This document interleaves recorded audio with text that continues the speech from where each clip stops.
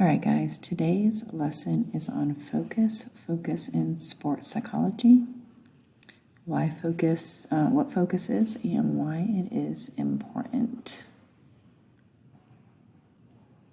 So what focus is? It is the ability to devote our full attention to the task at hand, specifically tuning out distractions. It's the ability to focus intently during practice and competition, paying attention to what actually matters most and ignoring what doesn't. It is one of the single most critical factors that determine your athletic success. Focus on the big picture. So 2 types of focus, focusing on the big picture and focusing on the immediate, the here and now. The big picture includes things like improving over the course of the season or looking at our long-term goals. Immediate is things like practicing on footwork or what is going to help us, the very specifics that are going to help us in our next game. So what happens when we're focused on what went wrong last game rather than what will go right this game? What happens when we're focused on the fight we had with our girlfriend or our boyfriend last night, the grade that we got on the math test today? So focus, the practice of focus is being able to remove those distractions to be able to focus on what is most important right now. 2 types of distractions. We have internal and external. Internal are off-task thoughts. That would be the fight we had the night before or the math test, or negative self-talk like you can't do this, you shouldn't be out here playing, what do you think you're doing, these guys are so big, you're so little, you're not fast enough. Or the external distractions like the noise of the crowds. The next 2 shouts, or the next one, shouts from teammates or shouts from coaches, shouts from well-meaning parents. We have to learn through practice to tune that out. Sometimes we, of course, especially when we're learning a game or learning a skill, we rely on the feedback from others. However, as we get better, we need to learn to be able to tune out what is less important and really focus on what we know that we need to do. We also need to learn how to tune out taunts from the opposition or just distractors, really. So focus is related to arousal. Remember, when we were talking about arousal in sports, we were talking about our level of excitement for the sport or for the specific competition, the specific race that we're doing that day. Our arousal is on a continuum. We can be have very low arousal, which is very low energy, and I don't want to be here. I can't do this today. And very high arousal out on the field, which is where we're probably so amped up that we're on the verge of getting in trouble if we're not in trouble already, where we're being inappropriate. So our levels of arousal control, they affect our muscle control and consequently our performance, which we'll discuss here in a second. So there are 2 focus cycles. We have a faulty focus cycle and an effective focus cycle. The faulty focus cycle, if you can picture this as a circle,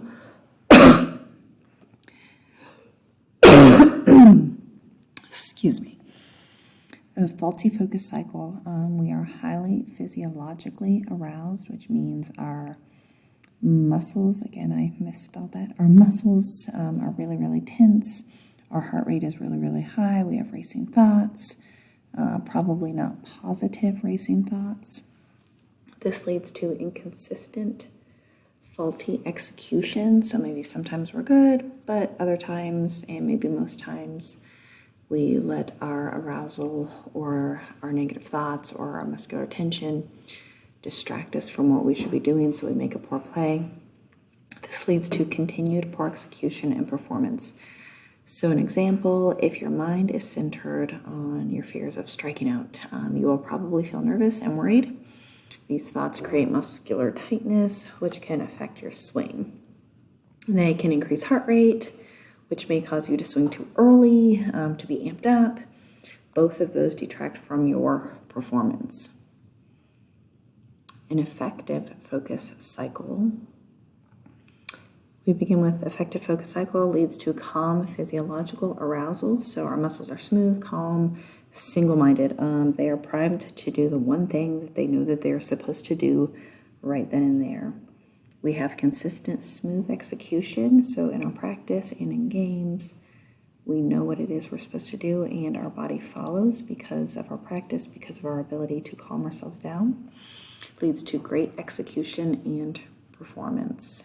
An example, if you are focused on what's necessary and relevant to the game, you will respond, your body will respond accordingly. So say you're a quarterback, if you can focus on relax and release. So relax my body, release the ball. You're likely to stay calm and relaxed and execute the skill of throwing an accurate pass better. 3 zones of focus. So how do we learn to manage the small stuff? We use the 3 zones of focus. What do we need to focus on? What do we need to focus on right now? What is most important? These will be different throughout a game. So zone 1 is when we're like right in the middle of it, right? So this is our highest level of focus on an immediate task at hand. Our focus is laser-like. An example is a golfer standing over a ball, a tennis player right before the serve, or a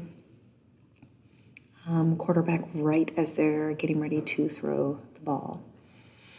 Zone 2, we are slightly less focused. We still have an intense focus, but it's not laser-like. It's not necessary. We're still focused. You've stepped away from the immediate action. So this would be a golfer sizing up the shot, looking at distance, wind, club selection, or a maybe quarterback and wide receiver in huddle. They're planning what to do next. They are not in the middle, though.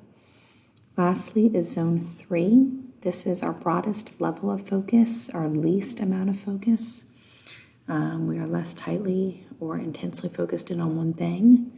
We're focused but relaxed. So this would be football offense on the bench, a golfer walking between shots, tennis player in between games. So they are still focused on what needs to happen, but their focus is not laser-like or specific at that moment. All right, relevant points of focus. Essentially what we can control. So these are the ones that have direct impact on your performance. We practice what is necessary to improve our sport specifically. We do not worry about the rest. So we focus on our attitude, our practice goals, what goals we've set, how we're going to attain them, our fitness levels, when we're practicing, how we're practicing, our rest and our diet. Are we feeding ourselves with good fuel? Are we sleeping as we should? Our mental preparation, whether that is meditation, relaxation, yoga, our knowledge of the sport, a specific game plan, our quality and amount of practice, and a study of game film. So we are really prepping ourselves to be the best that we can be. These are all things that are under our control. Irrelevant points of focus are everything that we cannot control. So we cannot control our opponent's actions. We cannot control our teammates' actions. We cannot control where we're going to play. We cannot control the coach's decisions. Maybe we think they make the wrong decision. It doesn't really matter, right? We cannot control the fans or their behaviors, and we cannot control the opinions of others. So we focus on what we can control, what we can improve. Our focus is on ourselves. How do we make ourselves better? We do not focus on any of the rest. There's no need to worry about it, right? Our worry is not going to change anything. All right, we will continue this on Thursday.